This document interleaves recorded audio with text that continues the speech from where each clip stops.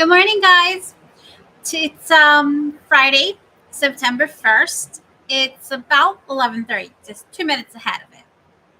So I said I was going to do up to day 7 yesterday. I thought I would be able to get them all done. I did not realize what a surprise was waiting for me. Day 6 was humongous. So I put a lot of time into preparing day 6 for you. And so I wasn't able to get on to do this until now. So let me read to you what we have for day 6. It's pretty long. I have to forewarn you 100%. This may take a lot longer than 10 minutes. I suspect it likely will take an entire hour. So if you do not have an hour of time to work with me, put me on pause or, close me out and then come back to me later when you have a little more time. And it's okay to watch this video in chunks if you have to. It might actually be better for you if you have to. So, first Genesis, that primeval, whatever, history. Chapter 1, verses 24 through 31. Okay, this is found on pages 4 and 5. We are finally leaving page 4 today. Okay. So let me get us all fixed up here. I want to start with singing a song.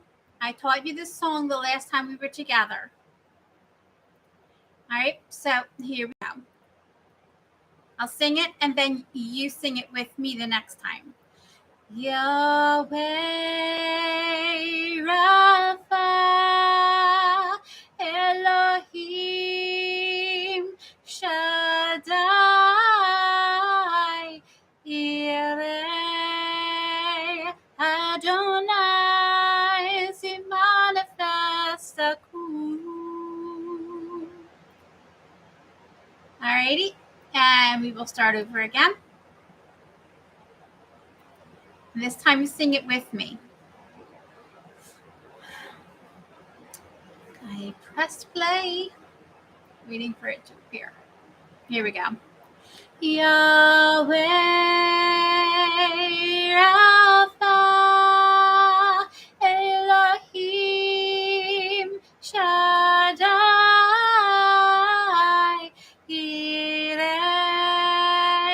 Adonai Zimanifestaku. Okay, now I'm going to tell you what the words mean to that song. Yahweh, I am. Rapha, to heal, to restore. Elohim, mighty creator. Shaddai, the almighty. Yireh, or Jera, depending on which version you want to see it, means, come on, take me back. It means the Lord will provide. And then Adonai, the Lord. And then Si manifestakum means will manifest himself. So let's try it one more time. Now that you know how to sing it, you know what it means. This way we can do it together. Yahweh Rapha Elohim Shaddai Yireh Adonai Zimanifestaku. All right, we have done our songful prayer. Now for an actual prayer. Dear God, please bless this lesson so all that have the ears to hear may hear correctly and accurately the words that you have designed in the book we all know as the Bible. Amen. All done. Now, on to our lesson. We get us started here.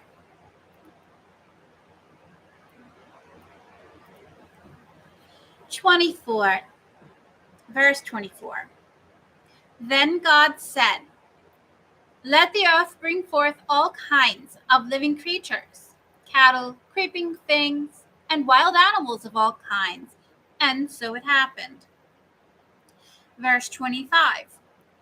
In case you didn't catch it in the beginning, we're doing Genesis, and we're doing verses 24 through 31 in chapter 1. That's page 4 and going into page 5, leaving page 4 no more. Okay? So, verse 25. God made all kinds of wild animals, all kinds of cattle, all kinds of creeping things of the earth. And God saw how good it was. He made the roaches. He made them for a purpose, whatever that would be. He made all kinds of bugs. It says it right here. So when your house is being infested, pray to God, say, God, get control over them and send them away from my home. I made that prayer and it worked out pretty good. I mean, I had fruit flies everywhere and I couldn't seem to get rid of them. I would no sooner get rid of a nest that appeared in my sink or my trash can, and it would appear in one of the other two places. It was like it was going back and forth. I just could not get rid of them. And they were getting bigger and bigger. I'm talking about the quantity that were in my home. It was at the point where for a good almost month, they were flying at my eyes while I was trying to work. And my work requires me to focus on my job. So my eyeball was twitching. It was so hard to see. It had gotten that bad. And they were biting me. They're not supposed to bite. Someone told me they do bite. So I prayed to God, and they're not as bad as they had been. In fact, I think I've only got one in my house now. Then the rest are all gone. And even that one that was in my house, I just saw it once this morning before the trash bin came. So maybe they're gone completely. But keep it in mind, God created all the creatures that crawl on the ground. So make sure you pray to him to clear them out if you're infested. He's the best exterminator. I should have put it that way. Because he doesn't really kill them. He just, I don't know what he does. But I'm telling you, pray to him. Okay? All right, verse 26. Oh, no, that was 26. All right, verse 27. God created man in his image. In the divine image, he created him. Male and female, he created them. I'm going to stop right here. Yesterday, when I was doing this, I also did some research. They have a movie out. You can search for it on, what was it, YouTube or Amazon? I can't remember which one I was in when I was watching it. But they go on to explain we are built different from our muscles down to our bones. They will give you chemicals that will suppress what makes you, what makes what it's called, puberty, that causes your hormones to turn you into what you are gender-wise. That's not going to change the code that is in your genes. It's not going to change the muscles. The doctors can rearrange some body parts and it can make infections. They can chisel away some of the bone parts to make you look more softer, or they can add pads to make you look tougher. But they cannot actually replace God. And when they try to change what God built, the person who had the change done to them becomes weak, and it doesn't solve their depression. And there's a statistics that was done. This is going to hurt you if you're listening to me and you are someone who has done the gender change or is considering it. They're saying that the people who believe that they are gay, The people who are being convinced that a gender change is the right direction and will solve their problems, it's not. It's going to continue the trauma that you were put through that sent you down this path. Okay? So, I just wanted to address that when I read this one line to you.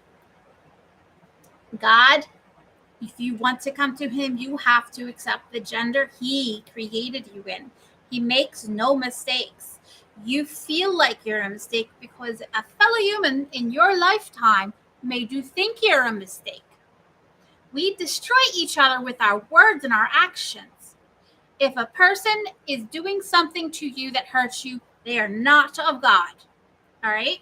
So cast that person and their things that were put in here and in here, cast them out with your own strength and let God heal you. All right? So God created man in his image. In the divine image, he created him male and female. He created them. Okay, now verse 28. God blessed them, saying, be fertile and multiply, fill the earth and subdue it, have dominion over the fish and the sea, the birds of the air, and all the living things that move on the earth. All right, verse 29. God also said, see, I give you every seed-bearing plant all over the earth, and every tree that has seed-bearing fruit on it to be your food. Notice it's saying in here, everything that bears seed is for us to eat. Weeds bear seed. We can't eat them. God did not create them. They were the result of our sin. It's hard to wrap your head around, but just like we are messing up our genders, that's also a result of our sin towards each other and ourselves. Sin can do a lot of bad things, but man was sent to toil over the soil.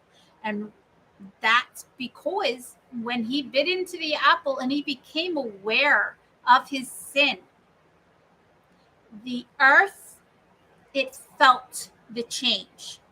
We are connected to everything, just as God is connected to us. If you ever listen to the American Indians, they have an idea of how it works, but the one problem with this is they actually worship nature, and you're not supposed to. There is a difference. When you look at nature, you care for it. You don't worship it. If you see it, then you must recognize that God created it. And with recognizing God, you can be able to do what you have to follow him. Put yourself in the right place mentally and spiritually and physically, so that you can honor him with your life, so that you can love him back, so that you can offer up your free will as a sign of love. After all, that's the bride that Jesus is coming back for. All right.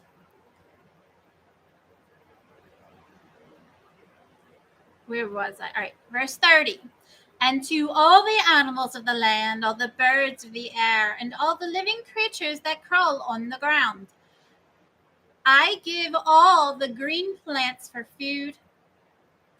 And so it happened.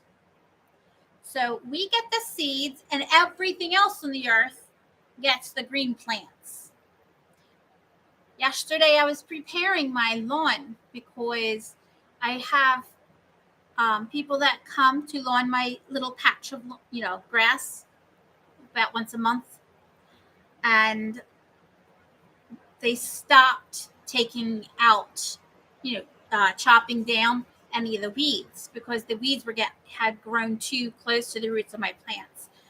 So I went to pull up I used yarn to pull up my plants from that they won't touch the grass. And when I went to touch my rose bush, the leaves had holes all over them. And when I went to go to its base, where all these weeds were, to try to pull the weeds out, I disturbed 2 moths. So I am testifying that what it is saying right here is true, that the green plants are for everyone else. And the seeds, anything that has seeds, that grows with seeds, all plants with seeds and trees with seeds are for us to eat. All right. So that was verse 30. 31. God looked at everything he had made, and he found it very good. Evening came and morning followed, the sixth day. All right, then. So, verse 24 had a letter J to it. So let's take a look again at this verse and then look at the footnotes that are there for that verse. Then God said, let the earth bring forth all kinds of living creatures, cattle, creeping things, and wild animals of all kinds. And so it happened. Okay, so J. Sirach, chapter 16, verse 27, and the following verse was on page 786. Then the Lord looked upon the earth and filled it with his blessings. That's verse 27. The following verse, 28. Its surface he covered with all manner of life, which must return into it again. So everything is meant to die and go back to the earth. All right. My apologies. My hair, as it dries, I let it do its thing.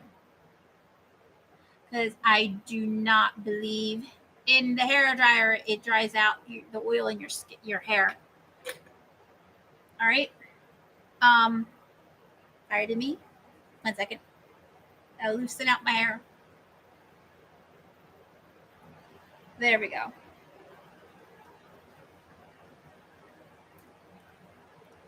All right. So,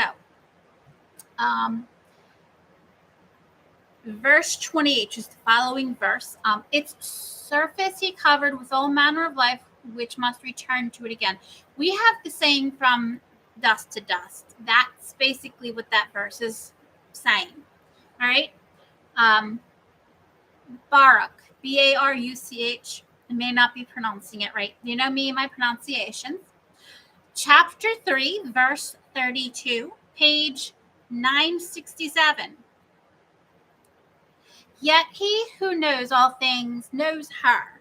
He has probed her by his knowledge. He who established the earth for all time and filled it with four-footed beasts. God made all kinds of wild animals. This is verse 25 from the first Genesis, right? God made all kinds of wild animals, all kinds of cattle, and all kinds of creeping things of the earth. God saw how good it was. The reason I'm being loud, because I'm not sure if you can hear me well, I have my fan on maximum, and my air is on. It's not that it's a hot day out, but I'm an overweight woman. So I generate as much heat as the sun. I don't mean that literally. I meant that figuratively. So, all right, here we go. Verse 26. This has the letter K in it. So let's read the verse again for 26 and then see what its little footnotes have.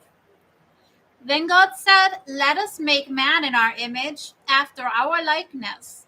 Let them have dominion over the fish of the sea, the birds of the air, and the cattle, and over all the wild animals, and all the creatures that crawl on the ground. Time out. Notice it said, we have dominion over all the wild animals. And in a previous thing, it said that the cattle, the creeping things, and the wild animals, that God brought them forth. So you have that, and you have the fact that God tells us what we can eat.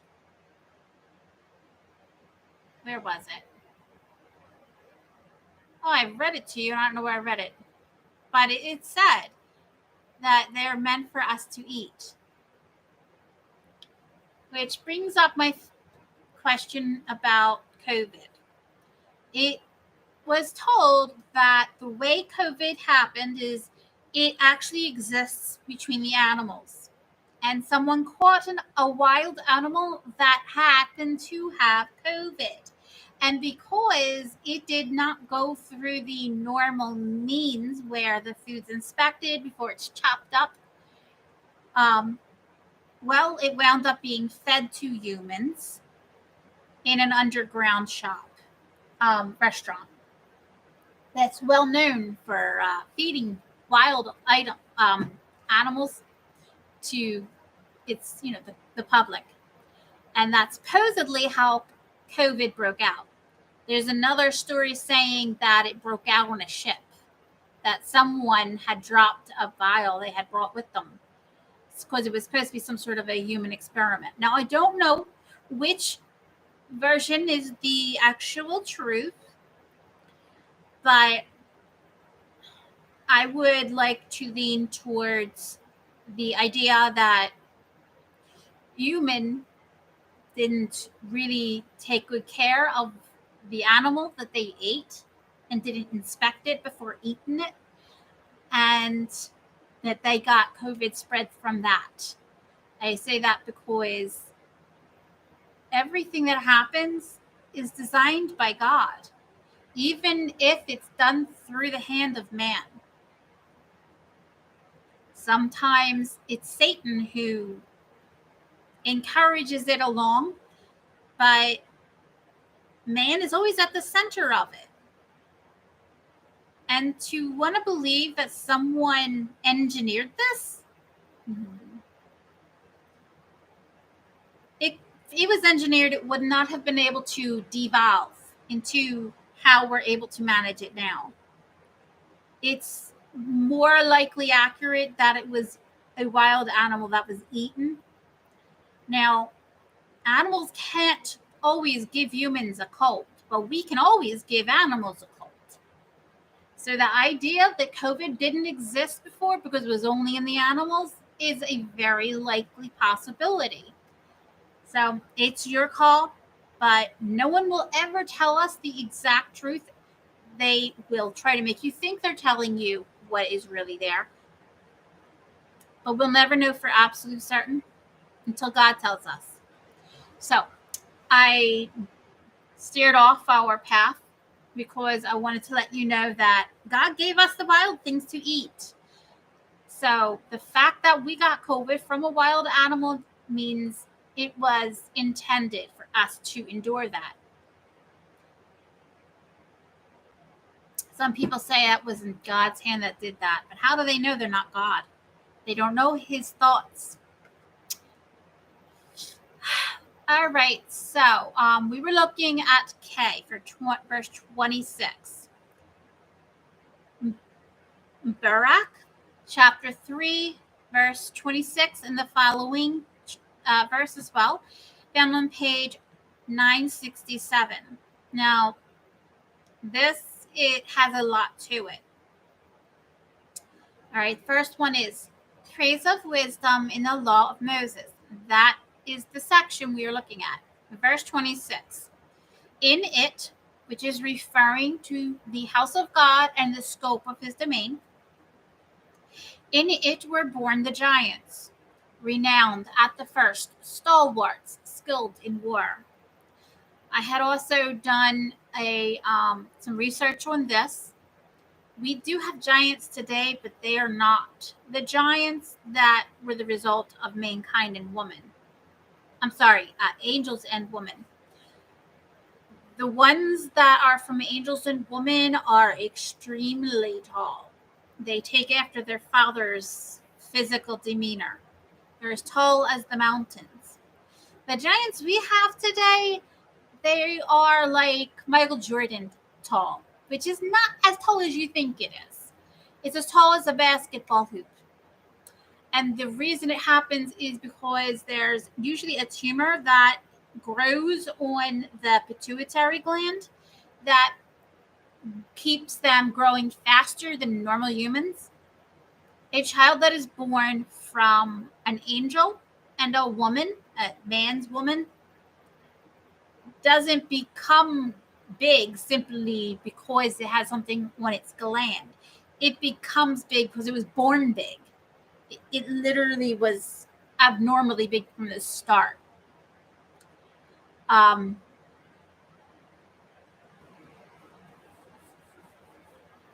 if I am wrong, I hope God shows me. But there are differences between the giants of Noah's time and the giants of our time. Completely different sizes. All right.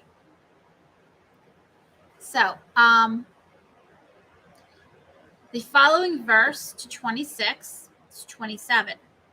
Not these did God choose, nor did he give them the way of understanding.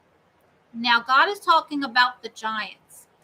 See, the angels were jealous because we were given free will and God's favor. He loved us. So it made the angels feel left out, and they had a fight amongst them. Half, I think, I can't remember the exact portion, stayed with God, and the rest rebelled under Satan. Don't know what his angel name was before he became known as Satan, but he got kicked out. So he lived among us before God recreated the earth. He lived among everything along with his fallen angels. And this world was terrible. You'll hear stories of Zeus and such. Zeus is Satan, and all of his family are the fallen angels. All right? Don't fall for that story. Don't believe in it, because you'll become a worshiper of the devil without recognizing it. All right. So,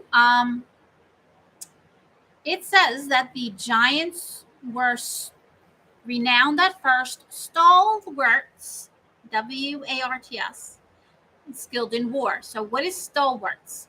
It is referring to a loyal, reliable, and hardworking supporter or participant in an organization or a team. So these children of angels and women were very loyal, and they were very good at war. So why did God not consider them? In 27, it tells you why. God didn't choose them. He didn't give them the way of understanding either. So it is actually missing that, but we'll keep reading because it eventually tells you why. All right, the next reference is Genesis chapter 5, verses 1 and verses 3, found on page 8. Verse 1, this is the record of the descendants of Adam. When God created man, he made him in the likeness of God. Verse 3, Adam was 130 years old when he begot a son in his likeness after his image and named him Seth. All right, so Genesis chapter 9, verse 6 on page 11. If anyone sheds the blood of man, by man shall his blood be shed. For in the image of God has man been made. All right, next one. Psalms chapter 8, verse 5, and the following verse found on page 607. Now, chapter 5 is noted as section 1. So, what is man that you should be mindful of him, or the son of man that you should care for him? All right? The following verse, chapter 6, which is seen in section 2. You have made him little less than the angels and crowned him with glory and honor. So I don't know the context of why it was talking about being mindful of man or caring about the Son of Man. But you have made him little less than angels and crowned him with glory and honor. The you they are referring to, I believe, is God. So God is mindful of man, and he cares about the Son of Man. Okay, the Son of Man is Jesus, and When God made him little less than angels, he put him in our shoes. We are a little less than angels because we don't have the power the angels have. If we had it, we need to just pray to Archangel Michael and all the other super ones. So it's right here referring to God sending Jesus to be with us, to be weak with us. And through his death, which it doesn't actually say through his death, but it crowns him with glory and honor. It's because of what he did for us while in our form. All right, Wisdom, chapter 2, verse 23, found on page 752. For God formed man to be imperishable. The image of his own nature he made him. Imperishable. Yet we have death. Why? Because of sin. Wisdom, chapter 10, verse 2, page 759. And God gave him power to rule over all things. Okay? Sirach, chapter 17, verses 1, verses 3, and the verse following verse 3. Page 786. The Lord from the earth created man, and in his own image he made him. Verse 3.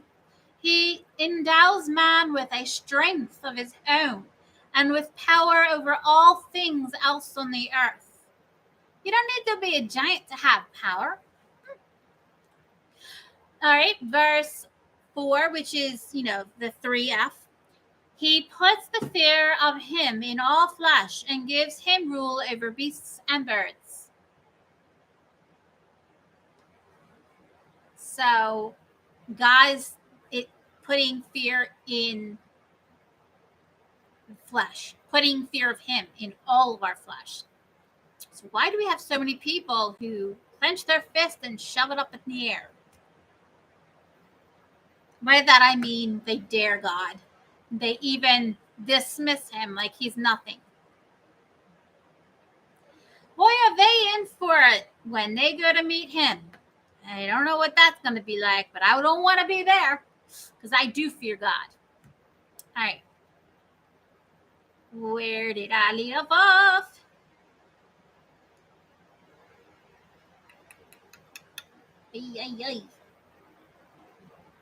Oh, here it is. All right. James chapter 3, verse 7, page 299. This is the New Testament now. Every form of life, four-footed or winged, crawling or swimming, can be tamed and has been tamed by mankind. All right, 1 Corinthians chapter 11, verse 7, page 205 of the New Testament. A man, on the other hand, ought not to cover his head because he is the image of God and the reflection of his glory. Woman, in turn, is the reflection of man's glory. So, through our husbands, through our fathers, we are God's glory. So, don't feel ashamed of being born a woman. And if you're a man, don't be a coward. Give your own self strength because God is putting his love in you. He's making you responsible for this world. And through you, he is being glorified. So know he has your back and be good because there's no need to be a woman. There's going to be no one to rule over you because you're already born a man. So here we go.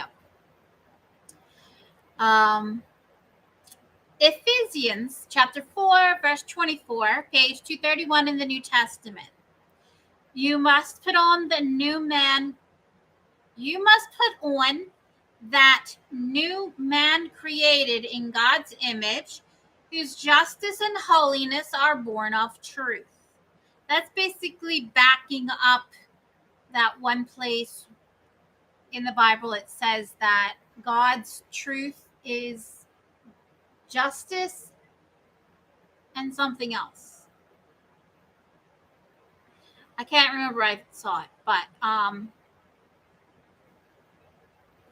we have God's likeliness. We reflect him. That's basically what it's saying. And it's saying to not cover your head, which I'm not sure why it's saying that. Throughout history, men and women have covered their head, especially for worshiping God, because they do not feel worthy. All right. So, justice and holiness are born of truth. That is God's image. Colossians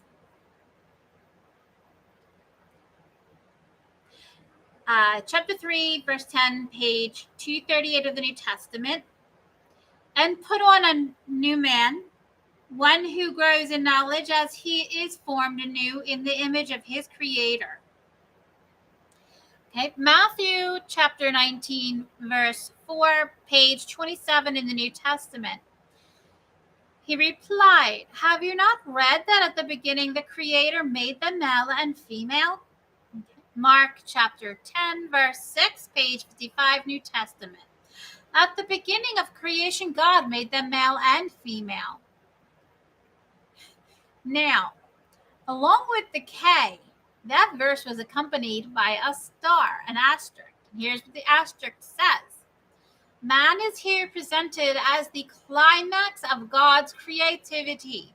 He resembles God primarily because of the dominion God gives him over the rest of creation. All right? I am starting to get, and we still have to get to M. I actually want to pause. All right. For the sake of people who are watching me live, I will keep going.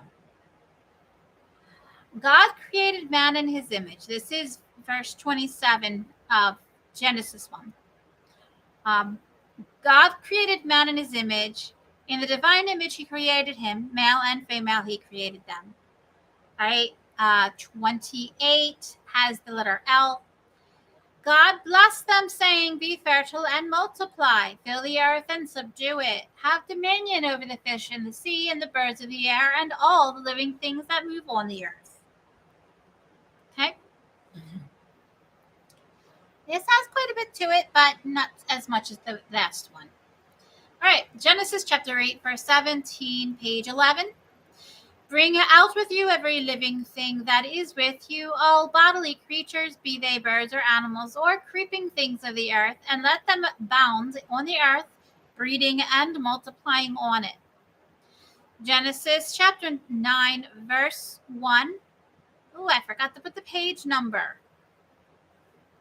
I think it's going to be page 11. Let's check it out real quick.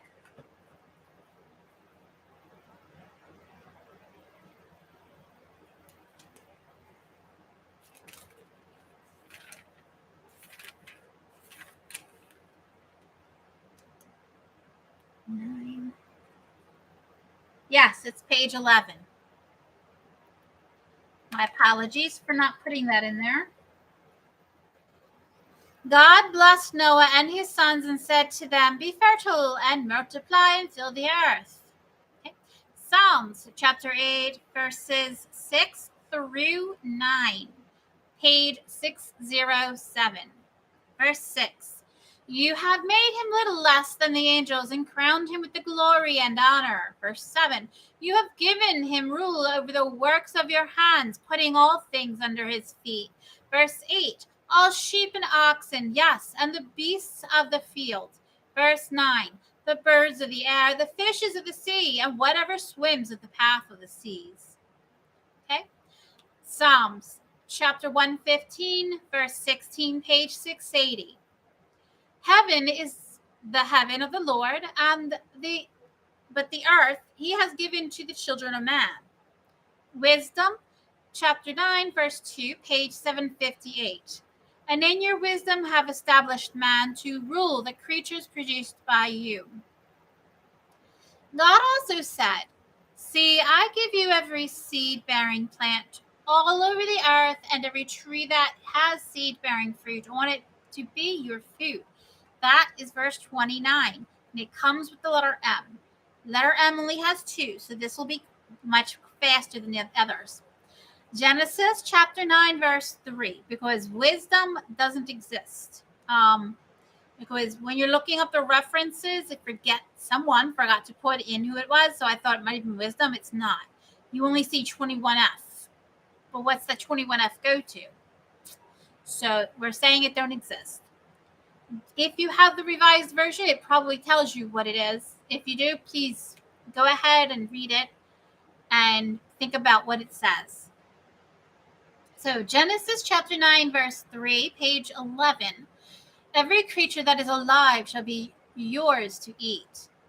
I give them all to you as I did the green plants. I thought he gave the green plants to the animals and the things that crawl. Okay. It must be just generalizing, I suppose.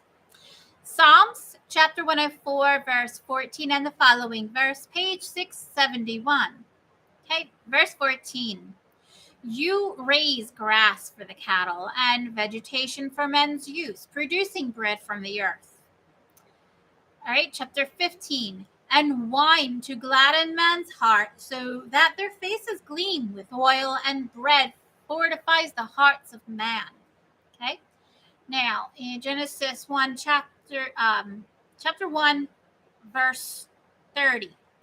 And to all the animals of the land, all the birds of the air, and all the living creatures that crawled on the ground, I give all the green plants for food, and so it happens. All right, Genesis 1, verse 31. God looked at everything he had made and found it very good. Evening came, morning followed the 6th day. Now, 31 has the letter N accompanying it. All right. 1 Timothy chapter 4, verse 4 and verse 10, page 252. Verse 4, everything God created is good. Nothing is to be rejected when it is received with thanksgiving. Verse 10, this explains why we work and struggle as we do. Our hopes are fixed on the living God who is the Savior of all men, that especially of those who believe. So, in summary, what do we have? Let me take a look. You'll notice in my description, I had written that, let me pull it up because it doesn't show me what I put in the description. Uno momento, that is Italian for one moment.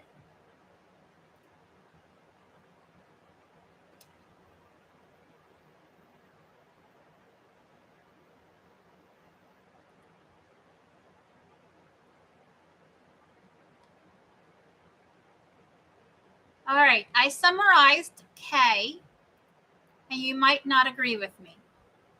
It says God's justice and holiness are born of truth. In this was man created in God's likeness. God did not choose even the giants, nor give them understanding, for that was reserved for the man alone, since man was created in God's likeness. And man had children in man's likeness, passing down God's likeness for generations. The giants, the angels, nor any other living creature was made in God's likeness but man. So no other creation will be chosen by God. That is what I took from all we read in K. And in L, what I got just means go forth and multiply. So overall, what this portion of the day of creation, all the things that we referenced and read, it basically means God created you for who you are. He made the world for you. Be thankful and praise him. Give him glory just by being you, living your life as he made you. That is the strongest verse in the Bible. That should say verse. I should say chapter.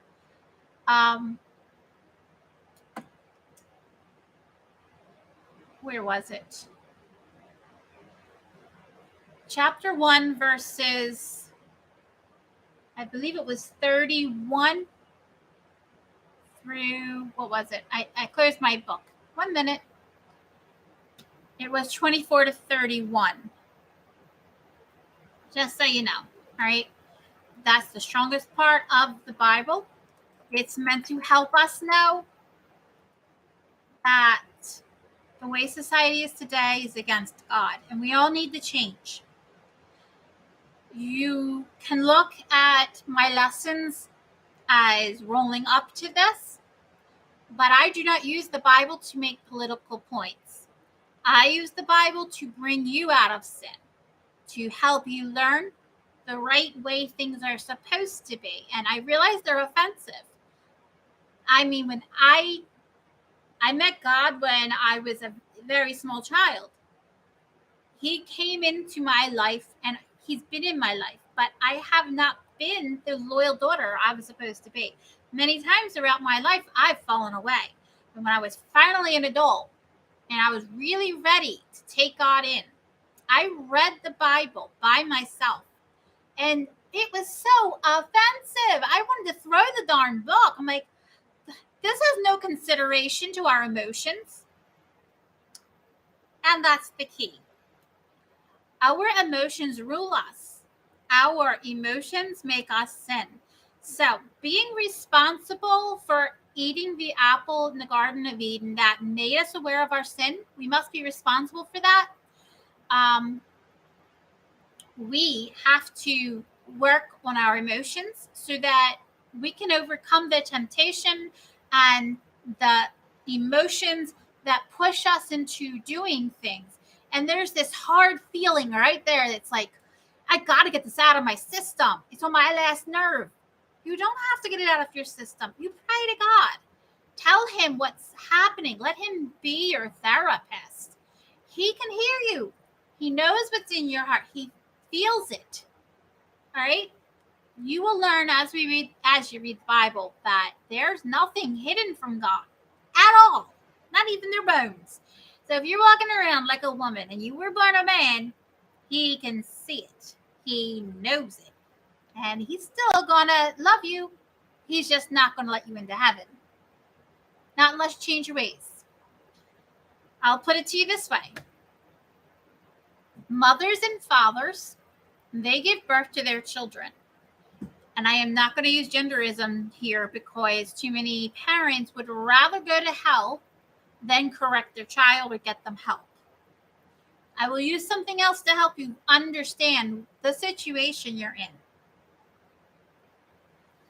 Now, in the Bible, you have Matthew. He was a tax collector. He chose to be that tax collector, and it was against his parents. His parents did not want to have to give the kind of taxes that Caesar's collecting cost them. And it was a lot, not your normal amount. Caesar was terrible. And Matthew, because he was good at math, he decided to apply his intelligence and make use of them. But he didn't do it in the right way. So he made an enemy of his family. His mother and father, they disowned him because he chose the wrong path. Later, Matthew stops being a tax collector and follows Jesus. He becomes one of our best disciples, apostles that we follow. Had he not become curious about Jesus and followed him, would he have remained a tax collector his whole life?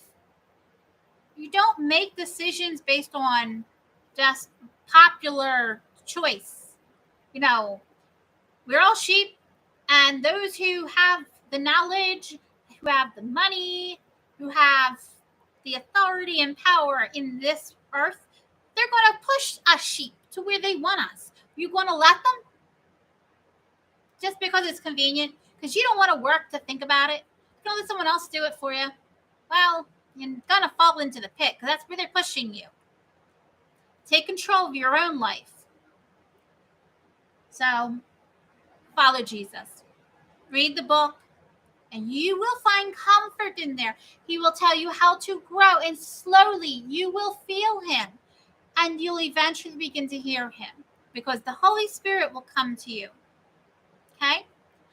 I will leave you here. Just remember, these teachings use the Catholic Bible, but the things I discuss with you can be for every Christian. This is just the Catholic Bible we're using, but any Bible for any religion that believes in Jesus will be able to use the lessons that I give. All right, we are nearly an hour long. We are at 50 minutes counting. I'm going to let you go to enjoy whatever is left of your hour. All right, may God bless you, and please do not be hard-hearted on the things of this lesson. Just consider what I've said and continue to read your Bible. You have one more lesson left with you. That is the 7th day.